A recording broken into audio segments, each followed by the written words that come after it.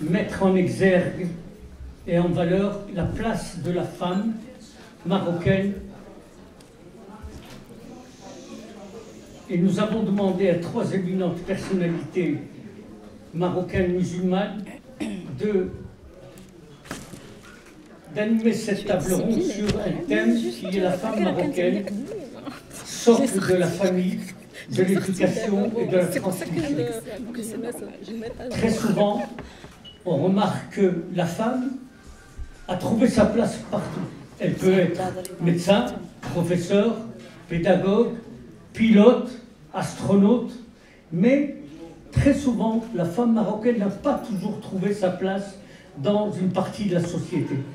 Il y a encore toujours cette suspicion, ce patriarcat, et que ce soit la femme juive marocaine ou la femme musulmane marocaine, il y a toujours une difficulté qui persiste dans certaines sociétés.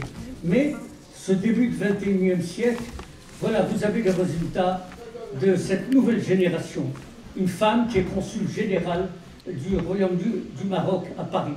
Nada Bakeli, c'est pas banal, c'est quelque chose.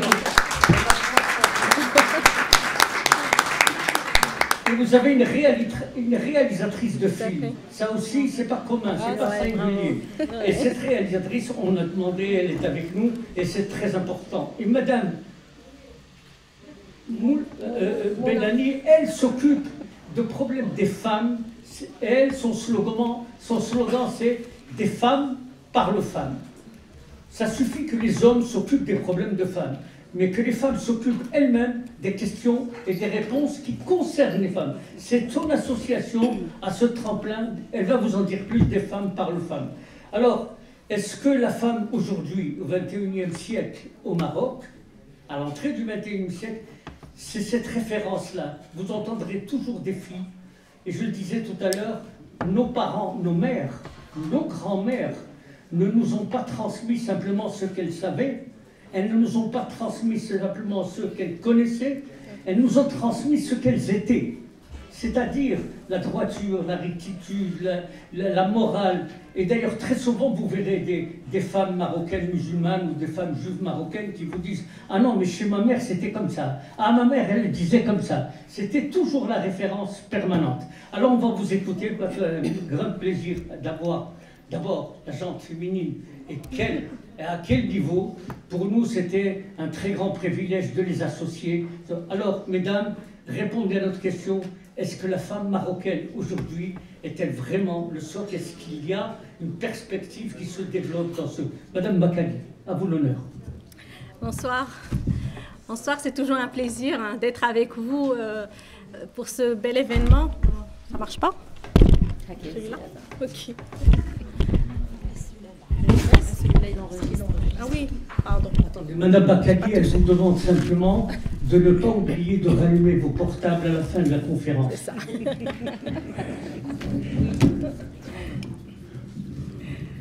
Voilà, donc, comme je disais, je suis très très heureuse de me retrouver avec vous encore ce soir. Très très bel événement, Albert, vraiment, tu as réussi un magnifique événement. C'est vrai que j'étais pas là hier, avant-hier, mais je suivais ça, je suivais vos lives.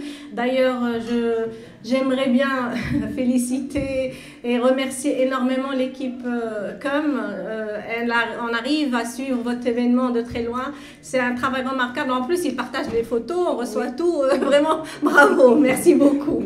Merci.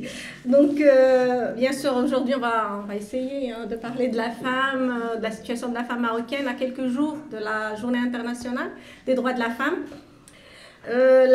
L'histoire du Maroc, l'histoire est pleine de femmes remarquables qui ont marqué l'histoire du Maroc et de l'humanité par leur courage et leur réussite particulière.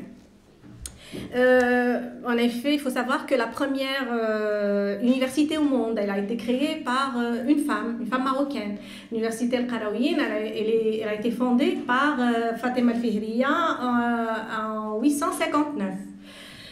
C'est la seule université qui est ancienne, qui est toujours où on enseigne encore. Donc c'est ça la particularité. Après, je pense à l'insoumise Kahina, qui a pris la tête d'une grande armée d'hommes pour stopper l'avancée du grand général Omeyyade Hassan ibn Nu'man, la belle Zine ibn Fzawiya, qui s'est imposée dans les tribus berbères comme notable et chef de tribu. La glorieuse Saïd al-Hurra, qui a gouverné la ville de Tétouan pendant plus de 30 ans. Plus tard, Malik el-Fassi, elle était la première et la seule femme signataire du manifeste de l'indépendance.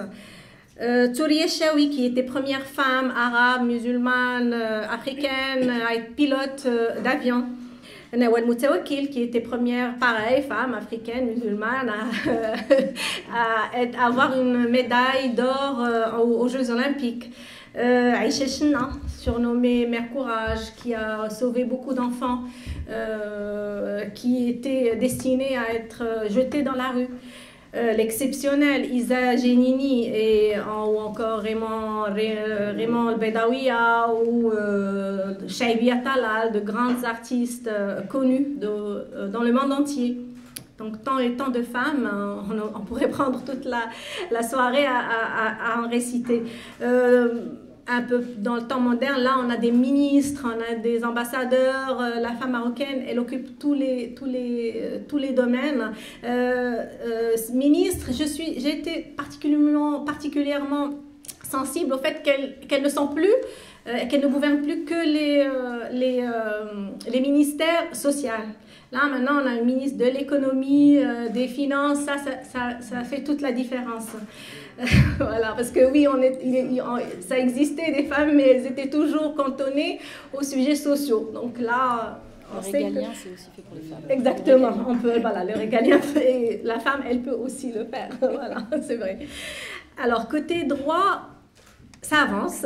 On a eu donc le statut, le code de la famille en 2004, le code de la nationalité 2007 qui a permis, ça c'était une grande révolution, qui a permis à la femme marocaine de donner la nationalité à ses enfants.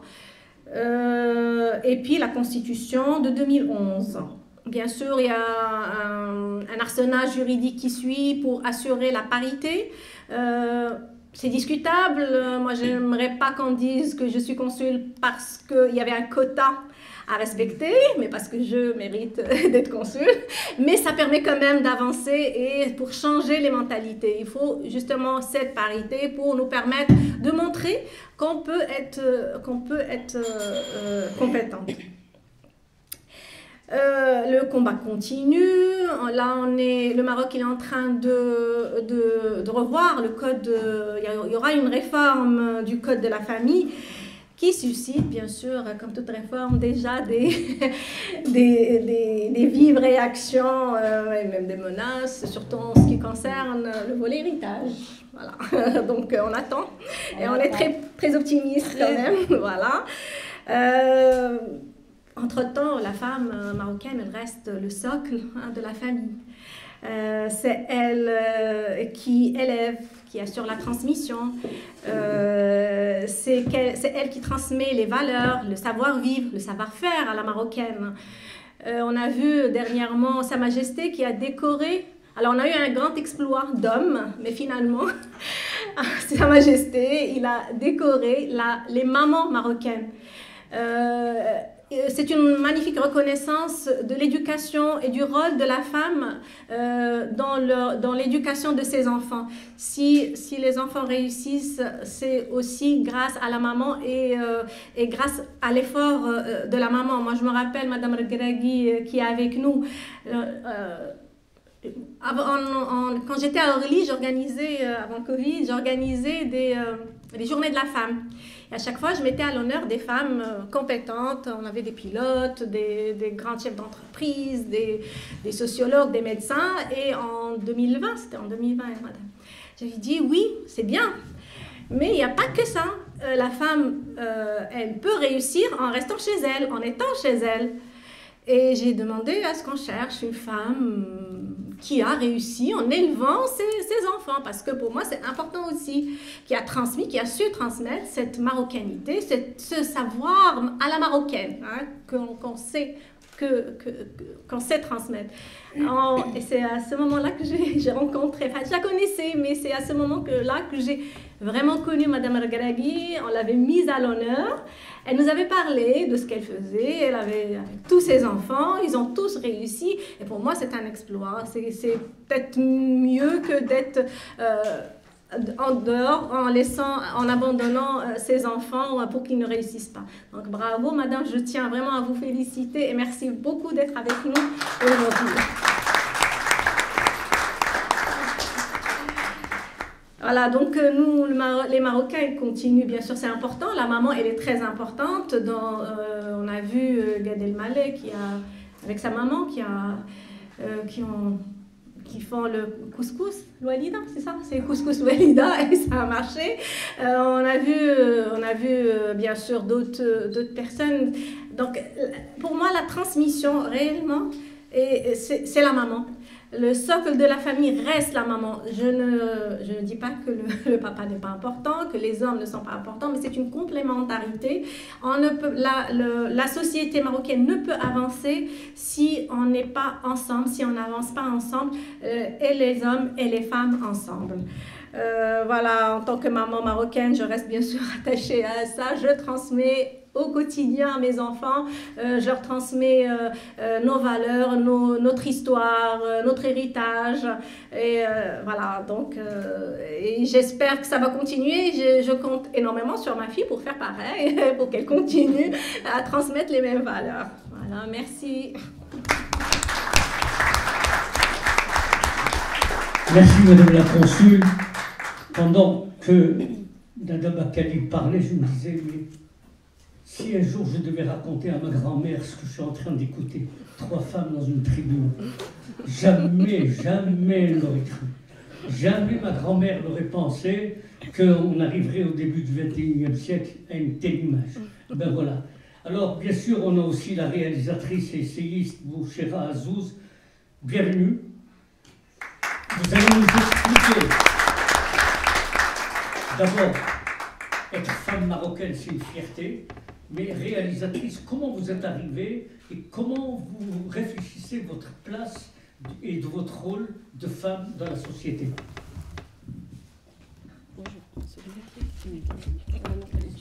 Si, il marche? Non? Si, il marche. Il marche. Oui. C'est une bonne entrée en matière, votre question. Alors, je vais commencer par citer ma mère, et puis comme je fais un travail qui est très très très sérieux, on va mettre un peu de légèreté, parce que les mamans, elles nous ramènent aussi un peu à la réalité, si toutefois on voulait commencer à voir un peu la grosse tête, on va dire ça comme ça. Et en plus, ma mère, elle est là-bas, elle me regarde, en photo, hein, j'entends. Et alors, depuis que je suis toute petite, ma mère, elle dit de moi, voilà, je pense que tout le monde a compris. Alors, je vais traduire. Ma fille, elle est toute petite comme une fève, mais elle a la voix d'un ogre. Voilà.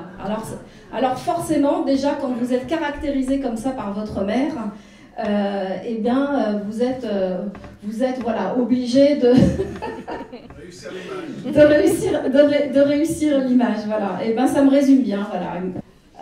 Alors, plus sérieusement, comment je suis arrivée à devenir réalisatrice, à faire des documentaires pour France Télévisions et à écrire des livres?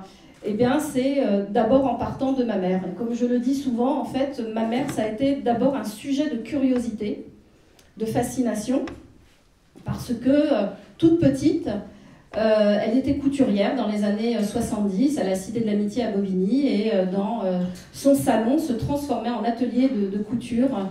L'après-midi, quand les mamans avaient déposé les enfants à l'école, eh bien, elle passait directement chez ma mère pour ramener des tissus, faire coudre leurs robes. Et là, en même temps que ma mère déployait ses étoffes, j'entendais se déployer des histoires, les histoires qu'on ne dit pas, qu'on n'entend pas forcément ailleurs que dans le huis clos de ce salon. Et ce sont ces récits, en fait, moi, qui m'ont habité toute mon enfance et qui ont commencé à faire naître, en fait, cette curiosité du sujet féminin. Et du sujet féminin dans l'exil et dans l'immigration. Et c'est en tirant ce fil tout au long de mon existence que je vais petit à petit, arrivant à l'âge adulte en fait, poser ce que j'ai théorisé, mais au bout de beaucoup de travail et de réflexion d'abord, le féminisme populaire. Et donc ce féminisme populaire, il part de ma mère, de toutes ces femmes qui étaient ses copines du quartier, et puis par extension de tirer un peu cette réflexion sur l'être femme. C'est quoi être une femme? Comme disait Simone de Beauvoir, on ne naît pas femme, on le devient. Mais ça, il faut le confronter en fait dans sa construction de femme, dans son cheminement de femme. Qu'est-ce que ça veut dire? On ne naît pas femme, on le devient. Et eh bien, moi, ça a commencé par cette réflexion sur être une femme. Qu'est-ce que c'est d'abord être une femme? Et donc voilà, en résumant un petit peu ce cheminement, ça va aboutir à un film que j'ai réalisé, qui a été diffusé en 2015, qui a pris quand même pas mal de temps, et qui s'appelle Nos mères, nos daronnes, et qui a été diffusé sur France 2. Le 21 avril 2015, alors je suis très attachée à cette date puisque comme vous pouvez vous en souvenir, le 21 avril 2002, on avait Le Pen au second tour. Et donc faire des films pour moi c'était une nécessité impérieuse. Et pourquoi c'était une nécessité impérieuse? Parce que dans mon cheminement militant et politique, je me rendais compte en fait que dans les sphères de pouvoir que je fréquentais, ce récit au féminin, ce narratif au féminin pluriel des quartiers populaires, il était totalement inexistant. Et à partir du moment où cette réalité de cette construction des femmes issues de l'immigration dans les quartiers populaires, elle échappait totalement à l'analyse que pouvaient tirer les politiques de cette évolution et des quartiers populaires communément appelés la banlieue, eh bien, il manquait quelque chose. Et c'est parce qu'il manquait ce récit-là et parce que je me rendais compte quand j'évoluais dans ces sphères-là que finalement, les gens étaient toujours un peu surpris à me dire « Mais Bouchra, comment ça se fait que tu es féministe ?» Et moi, vraiment, ça m'interloquait, ce type de questions, parce que je me disais « Mais en fait, ils ignorent à ce point que ma mère est une héroïne extraordinaire et que partant de ce salon de la Cité de l'Amitié dans les années 70, eh bien... naîtrait quelques années plus tard, des décennies plus tard, cette pensée du féminisme populaire. Et cette pensée du féminisme populaire, c'est pas anecdotique, c'est pas simplement raconter des histoires de bonnes femmes issues de l'immigration dans les quartiers, c'est pas du tout ça l'enjeu. L'enjeu, il est de faire la démonstration qu'en fait, les femmes, elles sont porteuses d'une émancipation, d'une dynamique émancipatrice qui est extrêmement puissante, qui est à l'œuvre, mais qui sort complètement du champ de l'histoire, de la sociologie. Et donc, cette dynamique-là, il faut la restituer. Il faut la restituer au travers d'une analyse, et d'une analyse qui va raconter de façon assez inédite comment le processus d'intégration, il croise à la fois l'histoire de l'immigration au féminin et l'histoire des quartiers populaires au féminin. Et ces deux histoires, ces deux fils narratifs, ils sont indissociables pour mettre en exergue ce processus d'intégration qui est spécifique aux femmes, parce que les femmes, elles s'appuient sur ce désir de s'émanciper, c'est-à-dire de prendre en main leur destin, c'est-à-dire une fois déracinées de leur pays, prendre racine dans ces quartiers populaires. Et comme le disait Nada, et comme j'imagine Mouna aussi, Mounia le dira, les femmes, oui, elles sont porteuses de cette transmission, de l'éducation, de la culture, de la langue, tout ce qui nous paraît évident. Mais il y a d'autres choses qui ne sont pas suffisamment prises en considération, parce que, encore une fois, l'histoire, elle s'écrit au masculin. C'est une histoire dominante, et une histoire dominante qui s'appuie sur l'économie, sur la finance, sur les guerres. Et on ne retient pas, l'histoire ne retient pas l'histoire du féminin, c'est-à-dire de la construction minutieuse, de la cohésion, du lien social, qui est porteuse aussi d'un universel et d'un humanisme. Et pourquoi elles sont porteuses d'un universel et d'un humanisme? Mais parce que quand elles sont dans les cités et que les papas partent travailler, eh bien, elles se retrouvent, toutes ces femmes, de tous les horizons, de toutes les origines, de toutes les classes sociales, et elles sont confrontées aux mêmes problématiques. Et donc, elles travaillent sur ce qu'elles ont en commun, même s'il y a évidemment des différences culturelles, des différences sociales, des différences d'histoire.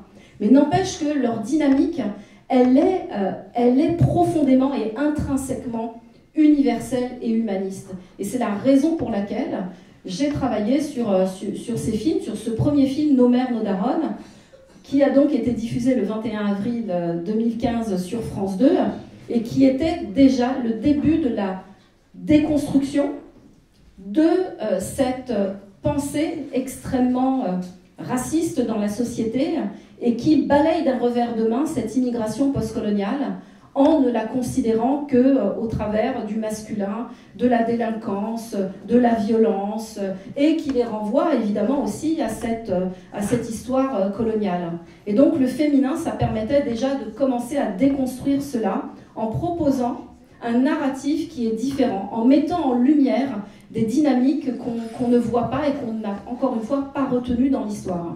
Alors, une fois que j'avais posé Nos mères, nos daronnes, dont ma mère est le personnage principal et que je vous invite à regarder si vous ne connaissez pas ce film, et d'ailleurs que j'ai projeté en milieu carcéral hier avec une trentaine de détenus qui ont regardé pour une fois leur mère autrement que dans la sacralité de la mère, parce que derrière les mères, il y a des femmes avec leur histoire, avec leurs désirs, leurs rêves, avec leurs faiblesses, avec leur force, avec leur courage. Et je pense que ça fait aussi du bien de se rendre compte, de ces histoires pour aider aussi les hommes à se construire et à prendre en compte cette force que représentent les femmes. Ensuite, j'ai tiré le fil de cette histoire avec un deuxième opus qui s'appelle « On nous appelait Beurette » et qui va donc raconter l'histoire de ma génération et des copines de ma cité, et qui va raconter comment on continue, nous, à notre niveau, avec notre contexte, avec notre histoire propre, puisque nous sommes cette première génération qui va naître en France, qui va grandir dans ces quartiers qui sont des quartiers tout neufs, qui portent un idéal de société. Et nous allons raconter au travers de ce film comment, encore une fois, le féminin va confronter la République à la fois à ses idéaux, mais aussi confronter nos familles à cette histoire qui s'inscrit, qui commence avec nous et qui va ériger une première génération d'enfants hybridés, c'est-à-dire à la fois de culture française et à la fois de culture maghrébine. Et donc cette génération, elle raconte ce que c'est l'égalité citoyenne, mais aussi l'égalité entre les filles et les garçons quand on grandit dans des familles qui sont quand même encore très patriarcales dans leur mode de fonctionnement et où les filles doivent être au service de leurs frères et s'effacer devant le masculin. Et donc, on a été cette première génération qui s'est battue. Alors, l'histoire a retenu la marche des beurs, et c'est la raison pour laquelle mon film s'appelle « On nous appelait Beurette », parce qu'il y a aussi, encore une fois, une histoire au féminin de cette génération des années 80 qui raconte tout un processus d'émancipation et donc d'intégration dans cette société française. Et puis j'ai fini cette trilogie que j'ai appelée la trilogie du féminisme populaire avec le dernier opus qui s'appelle Meuf de la Cité, et vraiment tout est dans le titre puisque avec ce troisième volet je clôture en fait cette thèse du féminisme populaire et qui consiste à dire eh bien vous avez 3 générations de femmes, 3 films, 3 générations de femmes. Et quel est le devenir de ces filles qui naissent aujourd'hui dans des cités où il n'y a plus d'éducation populaire, où les cités sont très souvent des ghettos, où il y a une organisation sociale qui est propre aux ghettos et qui a tendance aussi à effacer le féminin.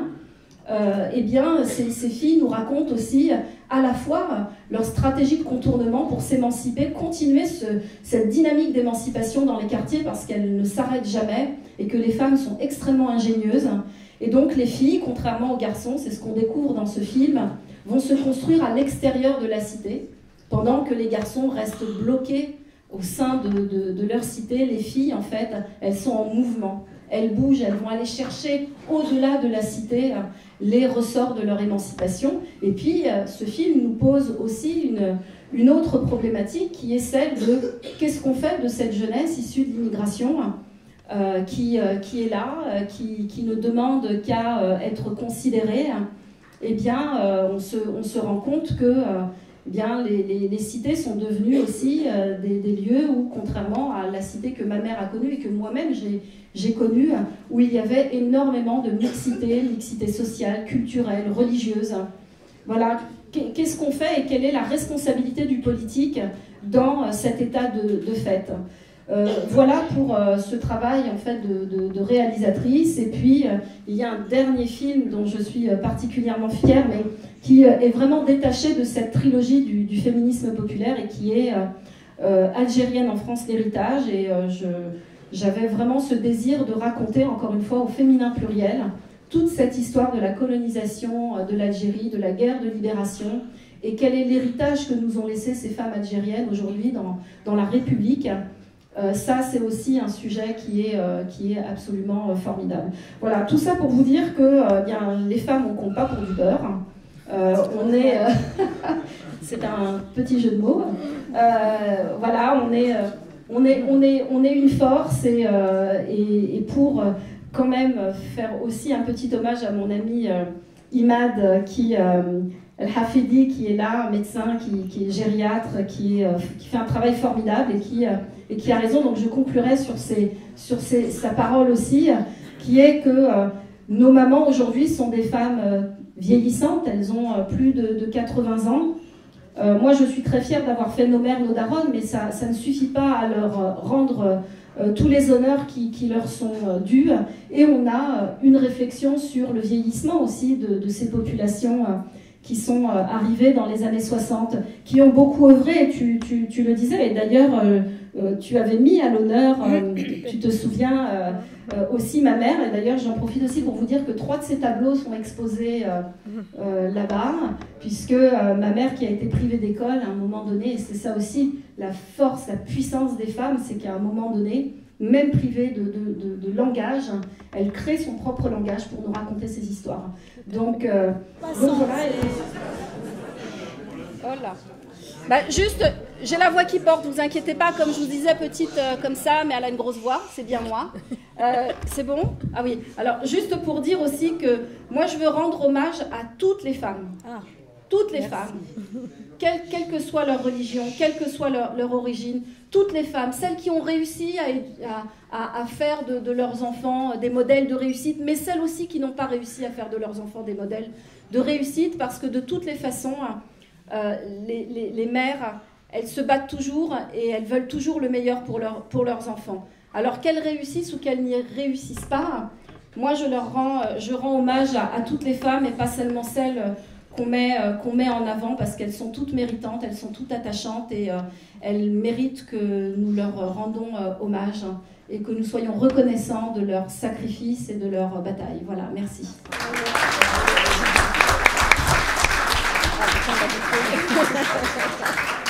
Avant de passer, attendez, avant de passer la parole à Mouna, je voudrais que tu racontes, mais vraiment en 2 minutes, ton travail sur les recherches de la communauté juive à Berkane, dont tu es native, et c'est quelque chose de merveilleux, et grâce à toi, j'étais à Saïdia, j'étais à Berkane, et j'étais à la recherche de ce que tu m'as fait toi découvrir à travers justement la dernière réunion qu'on a eue ensemble, où tu m'avais invité.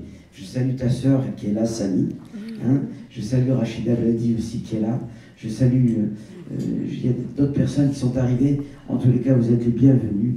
Et on est heureux de terminer, en tous les cas ce jour, avant de recevoir notre cher Ariel Danon, qui vient d'arriver avec son papa, l'historien qui va prendre la relève après notre chère Mouna. Elle va raconter.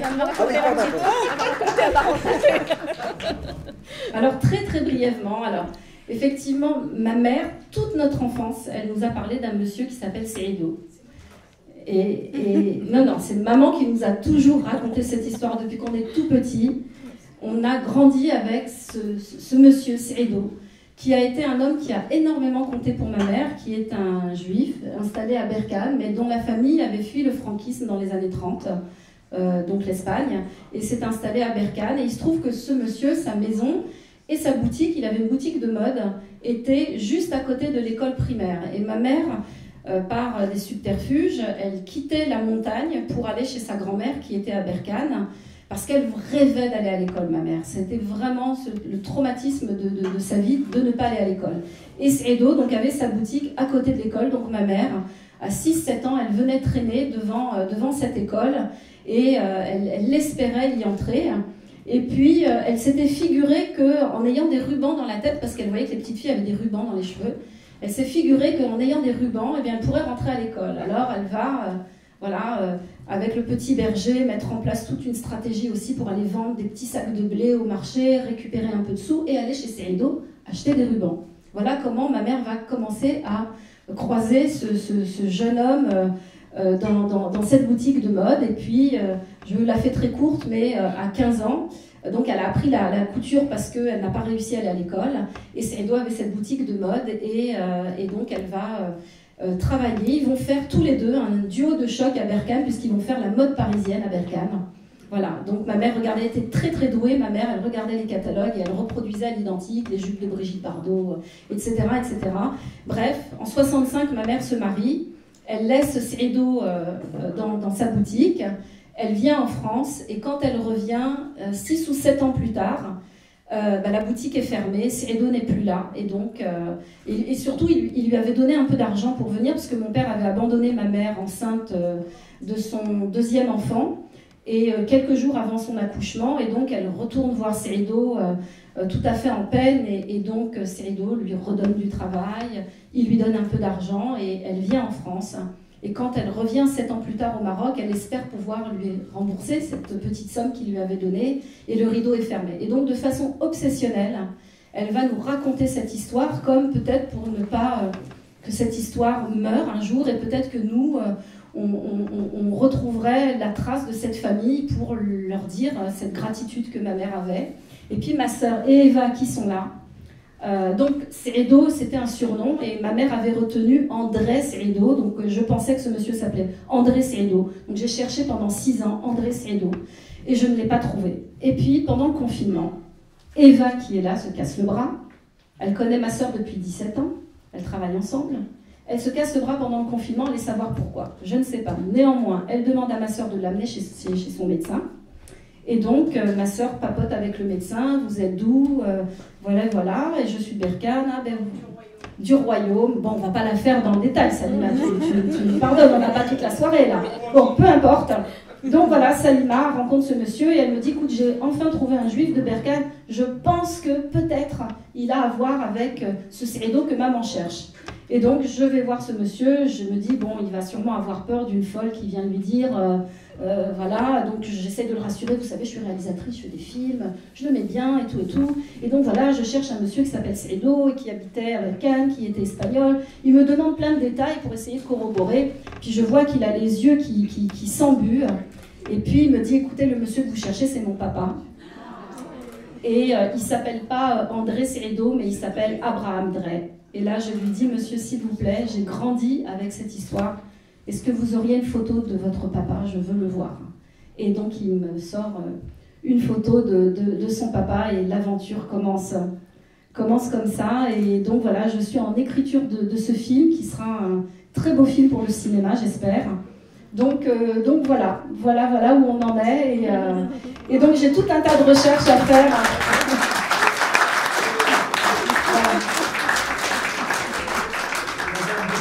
Madame Bouchira Azouz, après ce témoignage très émouvant et très riche, on comprend un peu votre parcours, mais vous aurez des questions sur cette partie de votre vie qui est merveilleuse. Et d'ailleurs, je lance un appel, s'il y a des gens qui sont de Berkane, je suis tout à fait disposée à récupérer un peu de mémoire. Voilà. On va vous trouver ça. Je le dis parce que... Voilà. Alors, le troisième témoignage... Le troisième témoignage va nous dire, vous voyez un visage, merci, Eva. Derrière un visage angélique de Mouna Benali se cache une redoutable féministe marocaine et elle va nous dire comment elle s'occupe de son association Asli. Mouna, à vous. Merci, Rafi. Alors... il y a beaucoup de femmes ce soir et je suis très heureuse de vous voir autant parce que, comme disait tout à l'heure Bouchra, les femmes, lorsqu'elles sont ensemble, mon Dieu, qu'est-ce qu'elles peuvent faire, hein, vraiment des miracles. Mais avant de commencer, je voudrais d'abord remercier Albert Harar, qui est là devant moi. Merci Albert pour m'avoir invité à cette semaine. Rafi aussi, avec qui on a travaillé, on s'est amusé aussi. Merci à Léo aussi, à Amina, à toute l'équipe avec qui on est et tous ceux que j'ai oubliés derrière, qui ont fait les semaines, les beignets, et j'en passe et des meilleurs. On a passé une excellente semaine ensemble. Pas encore. Merci à Madame Boukhali, merci à Monsieur le Consul qui est présent avec nous, aussi un homme formidable. Sans vous les hommes, je ne sais pas ce qu'on ferait aussi. Hein, voilà.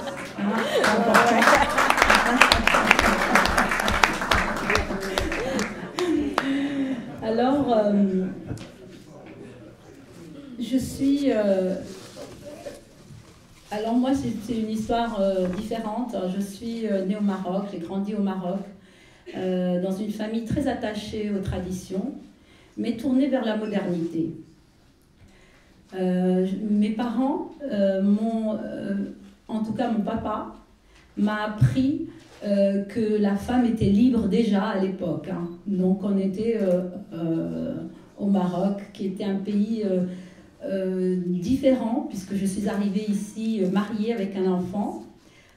J'ai commencé à essayer de retrouver ma place de femme marocaine à Paris. Donc, dans mon enfance, j'ai grandi avec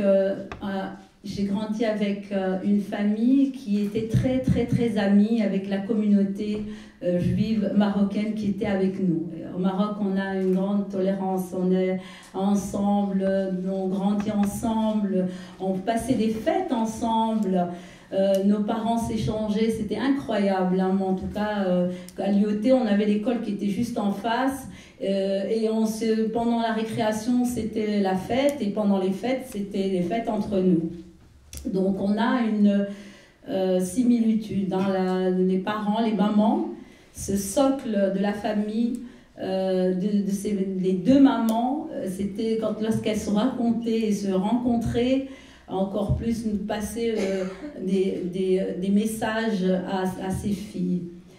J'ai grandi aussi par une Marocaine qui transmettait vraiment des valeurs très très importantes. Les valeurs de paix, de tolérance, les valeurs de partage, des valeurs d'aide. Et elles étaient très souvent en groupe. Elles se cachaient leurs secrets. Vraiment dans un pays patriarcal où l'homme était très souvent à l'extérieur travailler, les femmes, c'est elles qui portaient le petit plus, toujours en discrétion. Mais voilà.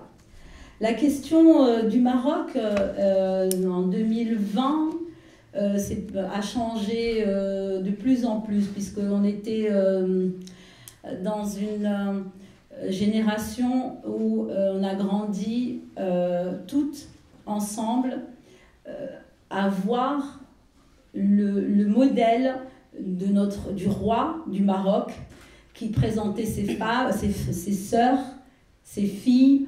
Elles étaient toujours vraiment très élégantes. Donc tout ça faisait partie aussi de nos traditions très modernes. C'est pour ça que je reparle de la tradition et de la modernité. On a toujours été tourné vers la modernité, vraiment. Je ne vais pas beaucoup parler de plus de femmes, puisque Nada Tbartullah a pratiquement tout dit sur la tolérance, sur ce que la femme représente. Bouchra, qui depuis tout à l'heure nous a émerveillés par toute l'histoire de cette femme qui est très très importante dans ce milieu patriarcal. Moi, je voudrais parler de la question féminine et des traditions qui ne sont pas portées justement que par les femmes, mais c'est une question aussi qui est portée par les hommes. Aujourd'hui, je peux dire, c'était important pour moi, c'est que Sa Majesté, notre roi, que Dieu l'assiste, est l'exemple d'un roi humaniste. Il tranche avec le passé par sa vision et son regard résolument tourné vers l'avenir. Le statut juridique de la femme, elle en a beaucoup parlé, Nada a beaucoup changé et on avance sur beaucoup de choses, mais il y a encore beaucoup de choses. On espère encore avoir d'autres soutiens comme l'héritage qui est très très important. Mais je pense que dans les deux communautés, encore une fois, c'est les mêmes traditions. Il y a aussi l'ouverture du monde, le désir de jeter des ponts, c'est ce qu'on fait, et c'est ce qu'on fait tous les jours à travers l'association. C'est justement d'essayer de faire des partages d'expériences entre femmes, ces femmes qui se réunissent un peu de toutes les communautés, parce qu'on a appris à grandir avec toutes les communautés. Au Maroc, on avait une église, une synagogue, une mosquée à côté, et on vivait tous ensemble. À Fès, il y avait toutes les communautés qui étaient aussi ensemble et qui faisaient l'artisanat, d'autres qui faisaient les rencontres traditionnelles, d'autres... Pardon, ça bouge. Aujourd'hui, la femme parle aux femmes, comme a dit Rafi tout à l'heure, hein, et sont même au même titre que l'homme, puisqu'elles ont pris une place... encore plus importante aujourd'hui dans un monde qui est encore masculin. Et encore, il faudrait beaucoup, même si on a avancé, même si on est sur un pied d'égalité, mais il n'est pas complètement égalitaire. Voilà, moi, je vous remercie. Je pense qu'on a tout dit. Et Ah oui, Asli, ce qu'on fait. Un petit peu. Bon. Asli, des femmes, une tradition. C'est une association qui a 3 volets. Mais aujourd'hui, ce qui nous intéresse, c'est le volet des femmes. Le premier volet, c'est le volet de tout ce qui est transition écologique, développement durable. Le deuxième, c'est se créer ces ponts entre les décideurs politiques marocains et français et le vivre ensemble, bien entendu. Et le troisième, c'est celui des femmes. Des femmes à travers leur savoir, leurs secrets traditionnels qu'on transmet aujourd'hui à travers des ateliers, des rencontres, mais pas que. La science et la nature, c'est vraiment le plus important de cette association. En source, on aide, on va récupérer excusez-moi, on va chercher ces femmes qui ont des secrets traditionnels, on les aide avec la dernière innovation technologique. Voilà, c'est pour ça qu'on appelle ça la science et la nature. Nous aidons aussi, dans un petit village, des femmes, nous les accompagnons à transmettre leur savoir, mais aujourd'hui ne plus le garder en secret, mais vraiment en faire un métier, mais avec un métier, avec un diplôme pour pouvoir transmettre, parce que la transmission du savoir de ces femmes ancestrales et traditionnelles se perd. Et nous, très souvent, on va à travers le témoignage de ces femmes, mais pas en le gardant la trace. Et c'est ce qu'on fait. D'ailleurs, l'emblème de l'association, c'est une petite patte de lion qui laisse une petite trace, qui justement laisse la trace de ces traditions ancestrales. Voilà, merci Nada, en tout cas, qui nous a beaucoup accompagnés aussi, et ceux qui vous ont aussi. Merci Mouna.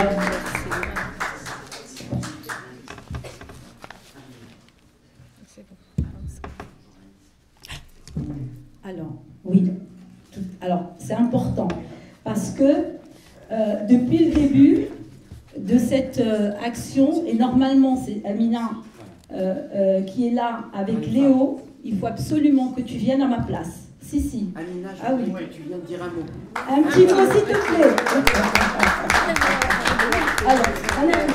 Alors, Amina, qui est une fille extraordinaire. Pendant que Amina s'installe. Alors je reste debout avec toi. Voilà, Amina, que je vais laisser présenter, qui était avec nous, vraiment, qui a travaillé, on a travaillé ensemble avec Rafi, avec toutes les équipes, une association que je vais la laisser présenter. D'accord, je te laisse. Bonjour, messieurs, dames. Merci d'être venus pendant toute la semaine et pour la présentation de notre association. C'est celle-là. C'est une association culturelle, universitaire et sociale, France, Israël, Maroc, qui va contribuer à faire le pont entre les trois pays et ramener, si vous voulez, la jeunesse à comprendre ce qu'on a, ce lien qu'on a avec le Maroc, c'est-à-dire les jeunes Marocains, les jeunes Français et les jeunes Israéliens vont être amenés à se côtoyer et parler de nos traditions d'ici et d'ailleurs. Voilà.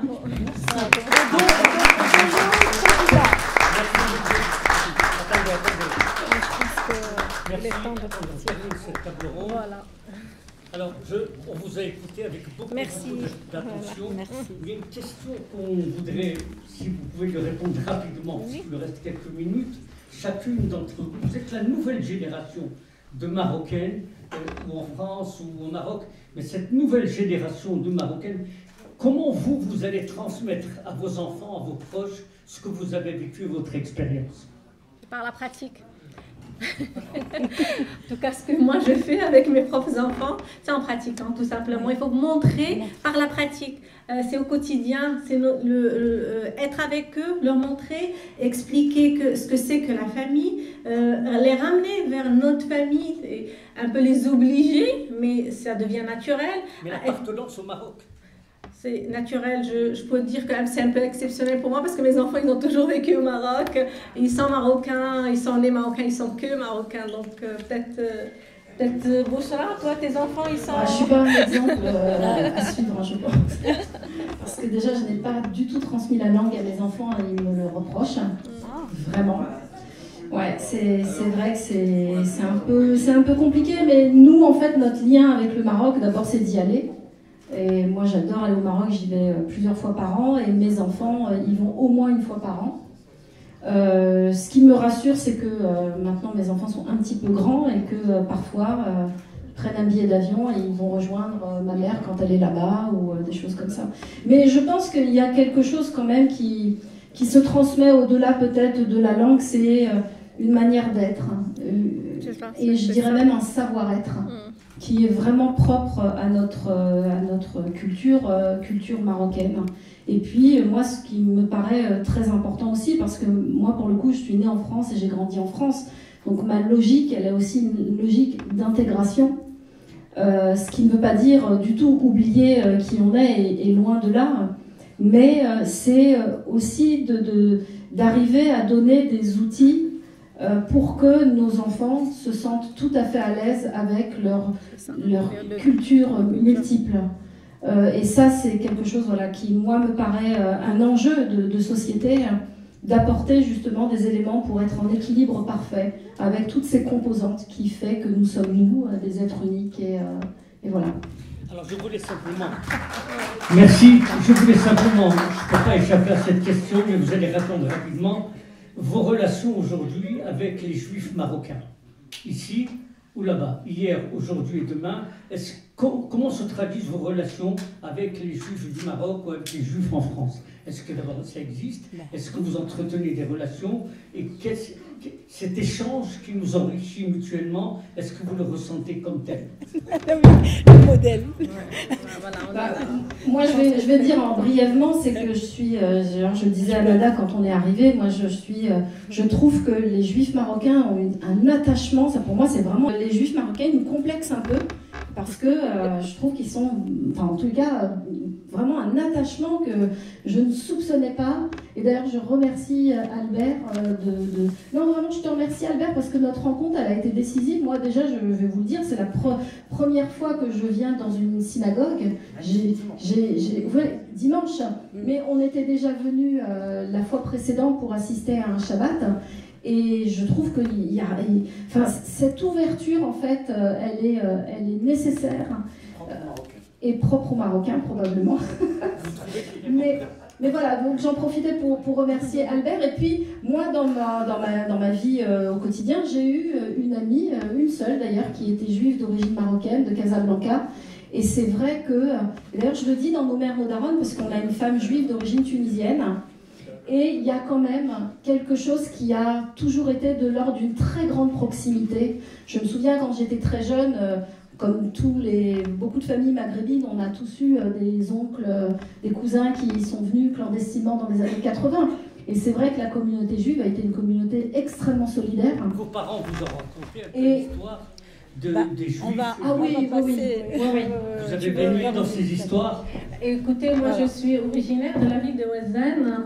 Vous savez, moi, et toute mon enfance, je voyais à l'occasion des Hayloula, je voyais défiler les bus des Juifs. Et pour nous, c'était tout à fait naturel, normal. Ils passent pour la période de Hayloula quand on voyait.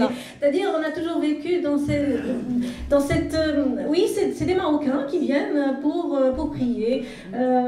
Pareil à Rabat, où j'ai grandi, il y a toujours eu le Mellah, avec on sait que c'est là où étaient les Juifs.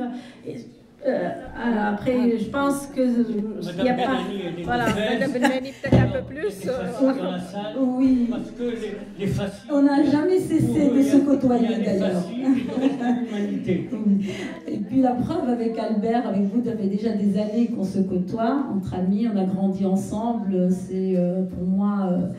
Et tout à l'heure, vous disiez quelque chose d'important, Bouchra, c'est cette marocanité qui nous rassemble en plus, parce qu'on ne l'oublie jamais, on est tout le temps en train de regarder notre passé, à repartir vers notre passé. Donc, mes amis, on n'a jamais cessé d'être amis, et on ne cessera jamais d'être amis. Voilà. Mais alors, je voulais aussi dire qu'il y a dans la salle quelqu'un qui parle bien d'un professeur agréé avec nous, qui a écrit sur la femme marocaine et sur les traditions, qui pourrait aussi peut-être envisager de nous dire deux mots sur... Ah, une question. Alors, vas-y. Vous savez que dans chaque Marocain, quand il me posait une question, il sommeille à conférence. Je vais faire vraiment très attention, parce que tout à l'heure, comme on a posé la question, qu'est-ce qu'on ferait nous, les femmes sur les hommes, j'ai entendu quelqu'un dire des bêtises. Alors je lui ai dit, mais arrêtez, qu'est-ce que vous racontez? Il m'a dit, non, vous inquiétez pas, je ne suis pas misogyne. Donc je voulais juste vous poser une question, c'est que l'émancipation de la femme juive, les femmes marocaines, juives et musulmanes, ont eu le même destin en fait. Ils ont partagé le même pays, le même climat, sauf que l'émancipation de la femme juive s'est accélérée. Elle a eu lieu un peu tôt. Est-ce pour des raisons religieuses, parce que les rabbins étaient en avance sur leurs confrères, sur leurs camarades, concitoyens eux-mêmes, parce qu'ils ont en quelque sorte abandonné les lois de Castille, et ils ont légiféré pour de nouvelles ordonnances. Ils ont inclus la tradition de droit coutumier, tout en s'inspirant des sources organiques de la législation, à savoir donc la Bible, le Talmud, le Mishnah, Sefer Neshim, etc. Alors que le musulman devait user de la même force de l'ijtihad, qui est une interprétation juridique personnelle de la loi, qui est l'esprit même de la jurisprudence qui va sortir le divin du lot. Autre chose, est-ce que aussi c'est l'effet de l'instruction? Parce que les femmes juives, à travers l'Alliance française, les écoles françaises, ils ont connu l'instruction un peu plus tôt, vers 1860 ou quelque chose comme ça, alors que la première école musulmane a ouvert en Égypte en 1883. Donc il fallait attendre après le protectorat pour que les femmes musulmanes puissent accéder à l'instruction. Ou bien est-ce qu'il y a un autre secret, tout simplement parce que les juifs marocains sont beaucoup plus attachés à la famille et constituer une minorité dans un Maroc qui va se développer et qui va opter pour de nouvelles lois, à savoir le Code de la famille 2004. Et si vous comparez les deux codes, vous allez voir que encore les musulmans d'aujourd'hui, les Marocains, ils se battent pour la polygamie, la succession et autre chose que le judaïsme ou le code de la famille juive a abandonné depuis très longtemps. Merci pour cette conférence. C'était une question, c'était plus. C'est mieux. La femme juive, moi je suis marié avec une femme juive, c'est un vrai chef d'état-major. Comme toutes les... Alors, en tout cas, mesdames, voilà la richesse de ce débat. Je voudrais, je ne sais pas comment vous remercier parce que, voilà, les 3 femmes exemplaires du Maroc. Merci de nous avoir honoré de votre présence et de nous avoir transmis ce beau témoignage. Restez en place. On a un juif d'une grande famille marocaine de Fès qui est docteur en histoire. Ariel Talon va nous faire une conférence tout de suite en 10 minutes. Ah oui, une photo.